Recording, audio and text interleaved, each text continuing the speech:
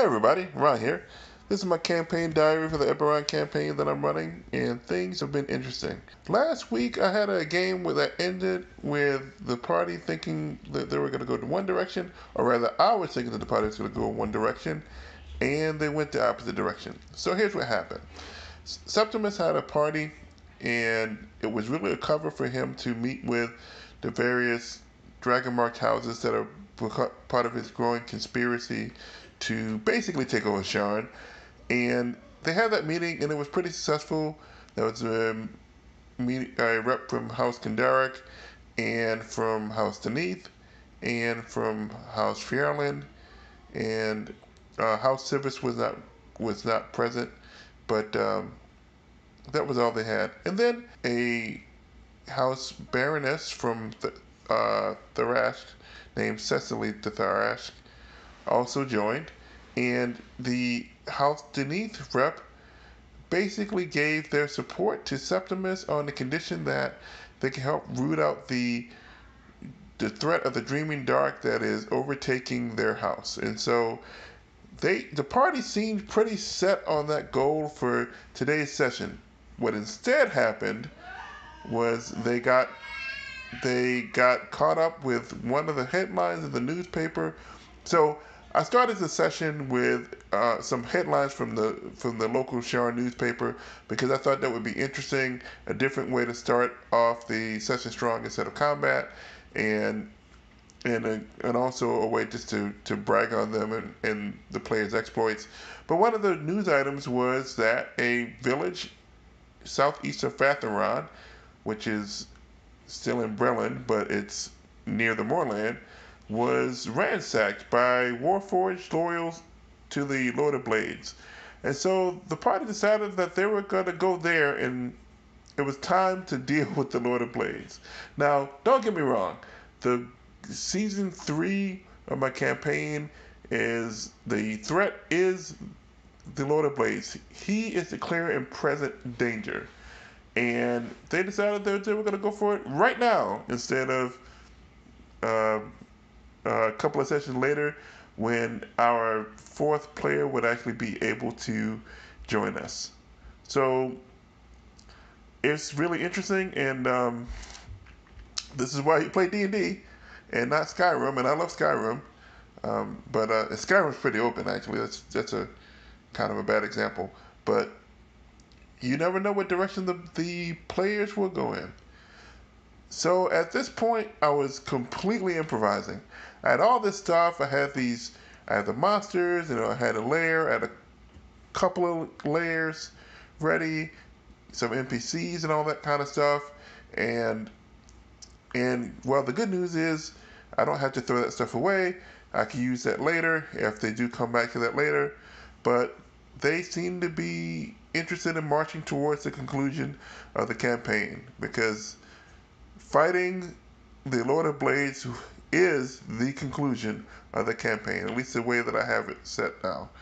So they made their plans, and but before they did that, Drade Koran introduced the players to a kobold rogue named Buck.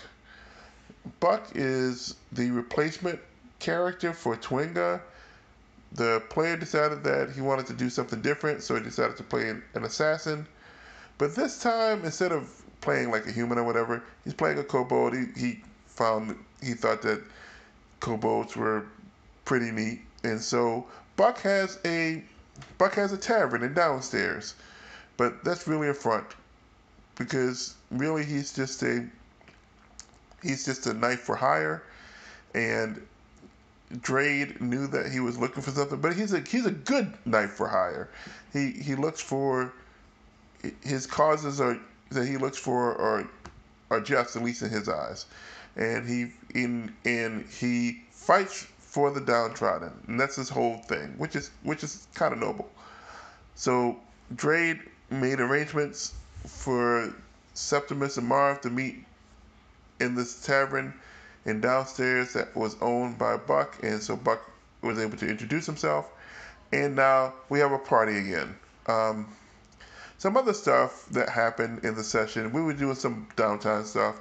I had to, introduce that character, or Buck, the kobold assassin, and he has an establishment, which is a type of stronghold in Matt Colville's Strongholds and Followers, which, if you don't know this by now, is a book that I'm high on. I really love that stuff. He got himself some followers, and while I was at it, we went ahead and did some downtime stuff with Marvin Septimus's complex, and wrote on some charts. And Septimus got a Medusa as an ally, which he's really thrilled about. So there was all that stuff. So there was some more downtown stuff that happened in this session. I wasn't expecting that. Although this was the time for that, but it wasn't the stuff that I was expecting, nor was it the way that I was expecting it. But anyway, Buck is introduced to the party, and he joins the party because Drade introduced him, and Marv trusts Drade, and Septimus kind of trusts Drade because Marv trusts Drade. So there you have it. And then they bought passage on a lightning rail to get out to Vatheron. And so they go out to Vatheron, but on the way to Vatheron, they hear some rumors about Sharn City officials not being happy with whatever Septimus is up to, and whatever his play is, but they don't know what his play is yet. And that actually gave Septimus was pleased with that. He's getting a kick out of this. Aside from that, the lightning rail trip went without event. Somewhere during the trip, Marv had a dream. So I'll take that back. There was one other event, but it was really just for Marv. So Marv had a dream, and in what Marv saw was basically a creation forge, and the Lord of Blades on the creation forge, improving himself. He made himself. He was a normal Warforged, and then Marv had the vision of the new and improved Lord of Blades. But then that whole process broke the Creation Forge.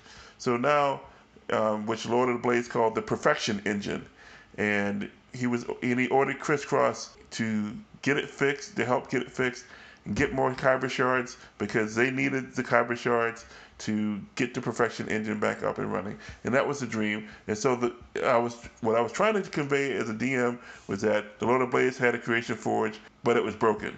What Marv took out of that was the Lord of Blades had a Creation Forge, period. Which, that's fine. That's fine. The players slightly misinterpreted what I was going after, and that's okay. That's part of the game. They would have concluded that he had a Creation Forge anyway, because later when they got to Vatheron and did some investigation, they found that not only were there, medium-sized Warforged with, standard build, and then a light build, lightly armored build, and a heavier armored build, but there are also some small-sized Warforged which they hadn't seen, and I had not established as a canon in my Eberron.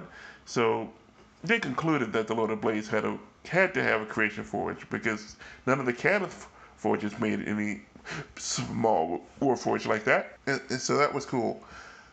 While they were in Vatheron doing their investigation, basically interviewing some refugees from Overbend, the village that was ravaged, and also get some secondhand accounts, they meet Gavin Deneath.